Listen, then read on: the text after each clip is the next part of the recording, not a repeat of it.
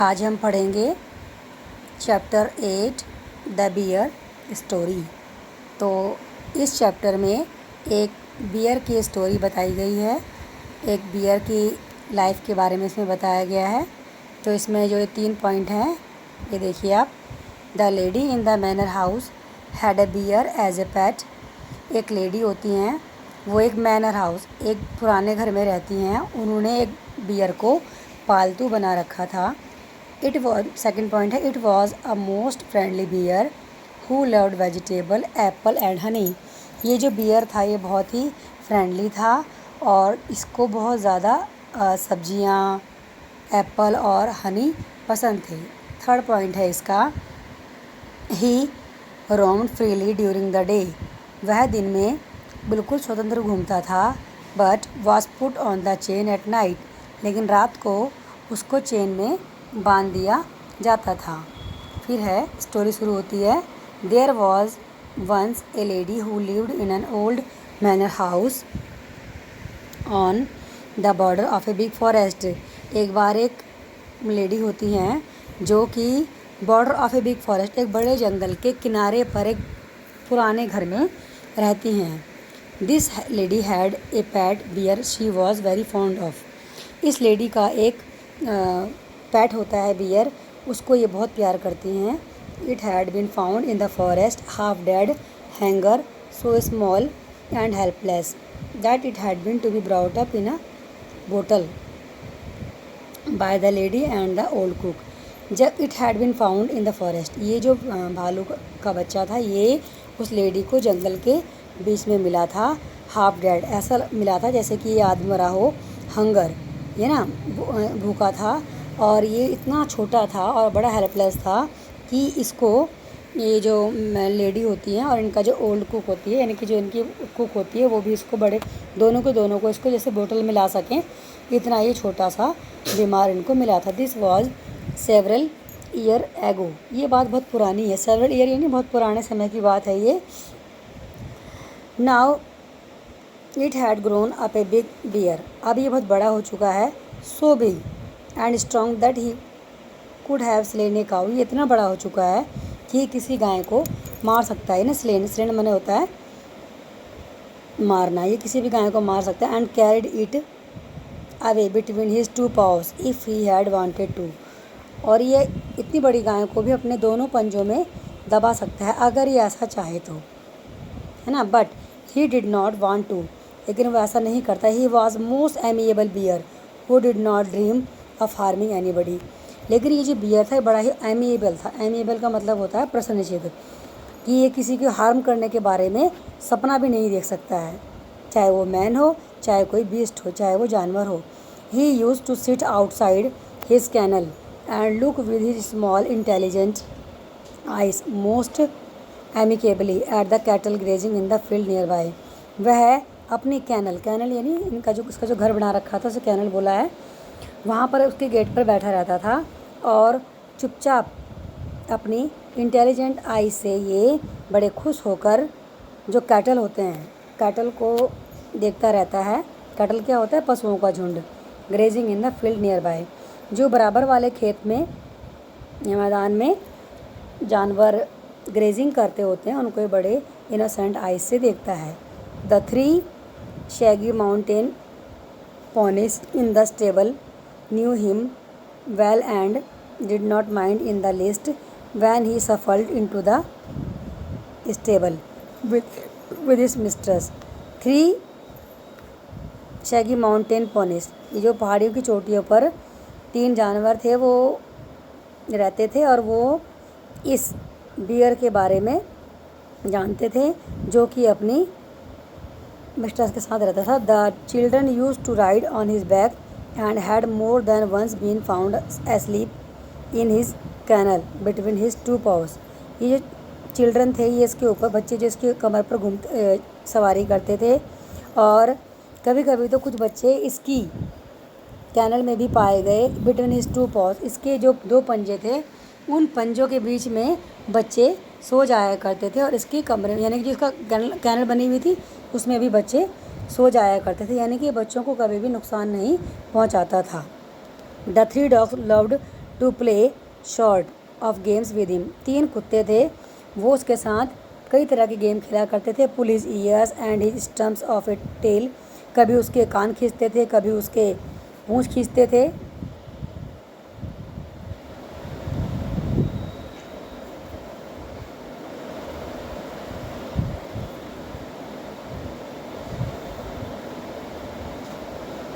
And tease him in every way, और उसे कई तरीके से चिढ़ाते थे। But he did not mind it in the least, लेकिन वो कभी भी माइंड नहीं करता था। He had never tasted meat, उसने कभी मीट नहीं खाया था। He ate the same food as the dogs and often out of the same plate, वो बिल्कुल वही खाना खाता था जो कि कुत्ते खाया करते थे। ठीक है ना। ब्रेड, प्रोडीज, पोटैटो, कैबेज, टर्निप, इस तरह के ये सब्जियां खाया करता था। ये है ना पॉरेज, इसका मतलब होता है कोई अनाज से बना हुआ ये एक पदार्थ, उसको खीर भी बोल देते हैं। ही हैड ए फाइन एपटाइट, उसकी ना बड़ी अच्छी भूख थी, अच्छा खाता था। And his friend the cook saw to it that he got his fill, जो कुक थी वो भी उसकी बहुत अच्छे से भूख को पूरा करती थी, यानी उसके लिए पूरा खाना बनाया करती थी। Bears are vegetarian if they have a chance, जो बियर्स होते हैं ये शाकाहारी होते हैं अगर इनको मौका मिले। And fruit is what they like best, और इनको फ्रूट बहुत पसंद होते हैं। जो इन्हें फ्रूट पसंद होते हैं, इन्हें अगर वो मिल जाए तो ये मीट के बारे में कभी सोचते भी नहीं हैं। In the autumn he use to sit and look with wistful eyes at the ripening apples, बसंत के मौसम में ये क्या करते थे, इसमें पतझड़ के मौसम में क्या करता था, राइपनिंग एप्पल्स यानी कि पके हुए सेबों की तरफ देखता रहता था। इन द ऑर्किड, यानी कि जो बाग था, बाग में ये सेब के पेड़ों को देखता रहता था। And in his young days he had been sometimes unable to resist the temptation to climb the tree and help himself to a handful of them.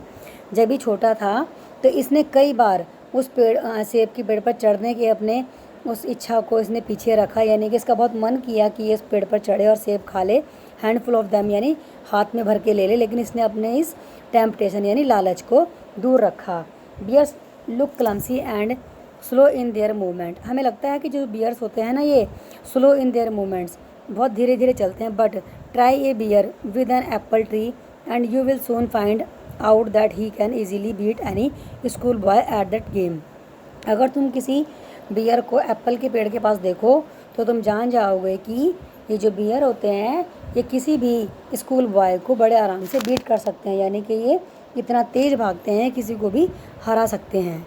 ठीक है ना।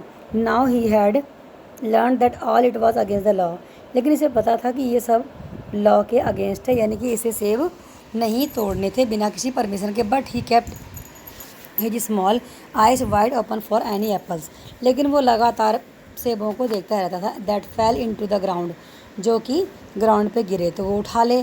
There had also been some difficulties about the beehives, है ना, क्योंकि वहाँ पर क्या था, थोड़े से बीहाइव्स भी थे। बीहाइव्स यानी मधुमक्खी का छत्ता, तो उनसे भी वो डरता था। He had been punished for this by being put on the chain for 2 days, अगर उसने ऐसा कभी किया तो इसके लिए उसे कई बार सज़ा भी मिली थी, क्योंकि उसको 2 दिन तक चेन में बांध के रखा गया था। With a bleeding nose and he had never done it again, और उसने ये काम फिर ऐसा सज़ा मिलने के बाद दोबारा कभी नहीं किया। Otherwise he was never put on the chain except for night and quite rightly so, वरना कभी भी उसको ऐसा मौका नहीं मिला कि उसको चैन में बांधा जाएगा, बस रात को ही उसको चैन में बांधा जाता था।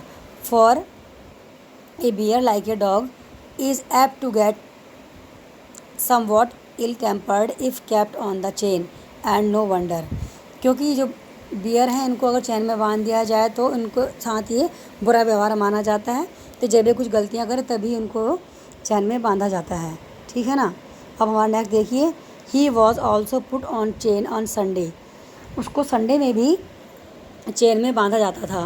When his mistress went to spend the afternoon with her married sister who lived in a solitary house on the other side of the mountain lake, उसको संडे में भी बांधा जाता था चेन में। कब? जबकि जो उसकी मालकिन थी, मिस्ट्रेस थी, वो अपनी बहन के साथ आफ्टरनून यानी कि दोपहर का समय बिताने के लिए जाया करती थी हर संडे में, जो कि जंगल के उस तरफ रहती थी। A good hours walk through the dense forest, यानी कि वो अपना थोड़ा समय बिताने के लिए वहाँ जाया करती थी through the dense forest. Dense माने होता है घना, घने जंगल के बीच में से वो निकल के अपनी बहन के घर जाया करती थी। It was not suppose to be good for him to wander about in the forest. It was not suppose to be good for him to wander about in the forest, उसके लिए विद ऑल इज टेम्पटेशन, यानी कि जो beer था उसके लिए जंगल में जाना ज़रूरी नहीं था, यानी कि उसके लिए ये उचित नहीं था। It was better to be the safe side, उसको बिल्कुल सेफ रहना चाहिए था। He was also a bad sailor, क्योंकि उसको तैरना भी नहीं आता था। And had once taken such a fright at a sudden gust of wind that he had upset the boat and he and his mistress had to swim to the shore. एक बार वो तेज़ हवा के बहाव में और उसकी मालकिन के साथ वो बह भी गया था। Now he knew quite well what it meant, अब उसे पक्का पता है कि क्या हो सकता है, ठीक है ना। When his mistress put him on the chain on Sunday, जब उसकी मैडम उसको, उसकी मालकिन उसको संडे पे चैन में बांध देंगी। With a friendly tap on his head and the promise of an apple on a return, अगर वो ऐसा नहीं करेगा, अपनी मालकिन के हिसाब से चलेगा, तो उसको उसकी मैडम क्या है, एक एप्पल देंगी, ठीक है ना। He was sorry but resigned like a good dog when his mistress tells him he can not come with her for a walk. तो जब उसकी मालकिन उसे कहती हैं कि तू मेरे साथ नहीं जा सकता, तो वो एक अच्छे से कुत्ते की तरह से बड़े आराम से अपनी मैडम का कहना मानकर अपने कैनल के बाहर ही रहता था। One Sunday when the lady had chained him up as usual and was about halfway through the forest, एक बार संडे की बात है कि जो ये लेडी थी, ये अपनी बहन के घर जा रही थी और उसको चेन में बांध कर और अपने जंगल के हाफ वे, आधे रास्ते पर पहुंची थी। She suddenly thought she had the cracking of a tree branch on the winding footpath behind her, उसे ऐसी आवाज़ आई कि उसके पीछे से कुछ ट्री टूटने की आवाज़ आ रही है। तो उसने देखा पीछे। She looked back and was horrified to see the bear coming along full speed, उसने पीछे को देखा तो देखा कि भालू उसके पीछे पीछे आ रहा है। बट दे सफल अलोंग मच फास्टर दैन ए ट्रॉटिंग हॉर्स, ठीक है ना, वो बहुत तेज़ चलते हैं पर उनका आने का जो पता है वो नहीं चल पाता है, बहुत धीरे धीरे चलते हैं। In a minute he had joined her, मिनटों में वह अपनी मैडम को ज्वाइन कर लेता है। पैंटिंग एंड स्निफिंग, यानी कि पैंटिंग हाँफता हुआ आता है, और स्निफिंग यानी कि कुत्ते की तरह से वो उसके पैरों की तरफ को स्निफिंग करता है, यानी कि जैसे पैरों को सूंघते हैं ना, ऐसे। To take up his usual place, और वो अपना स्थान ग्रहण करता है। डॉग फैशंस, कुत्ते की तरह से वो बिल्कुल अपनी मालकिन के पैरों में पड़ जाता है। एट हर हील्स, उसके पैरों में पड़ जाता है। द लेडी वाज एंग्री, लेकिन वो जो औरत थी उसको बड़ा गुस्सा आ रखा था। She was already late for lunch, उसको लंच के लिए पहले ही लेट हो चुका था। There was no time to take him back home, अब समय इतना नहीं था कि वो उसको बियर को वापस घर छोड़कर फिर से आए, ठीक है। She did not want him to come with her, और वह नहीं चाहती थी कि वो उसके साथ आए। And besides it was naughty of him to have disobeyed her, और गुस्सा इस बात का था कि उसने उसके साथ शैतानी की थी और उसने आज्ञा का पालन नहीं किया था। She told him in her severest voice, उसने उसे बहुत गुस्से में कहा to go back at once, ये देखिए, to go back at once, menacing him with her parasol, उसने उसको अपने छाते से मारा। He stopped a moment and looked at her with his cunning eyes, वो थोड़ी देर के लिए तो रुका, फिर उसके तरफ वो कनिंग आइज अपनी चतुर आँखों से देखने लगा। But did not want to go back and kept on sniffing at her, और वो घर वापस नहीं जाना चाहता था और वो उसके पीछे पीछे फिर चलता रहा।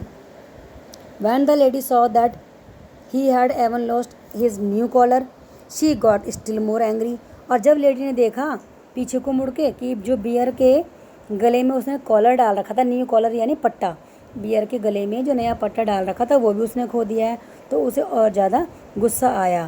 तो she got still more angry and hit him on the nose with her parasol so hard that it broken into two, उसने उसकी नाक पर बहुत ज़ोर से अपने छाते से मारा, जो कि 2 हिस्सों में टूट गया। He stopped again, shook his head and opened his big mouth several times as if he wanted to say something.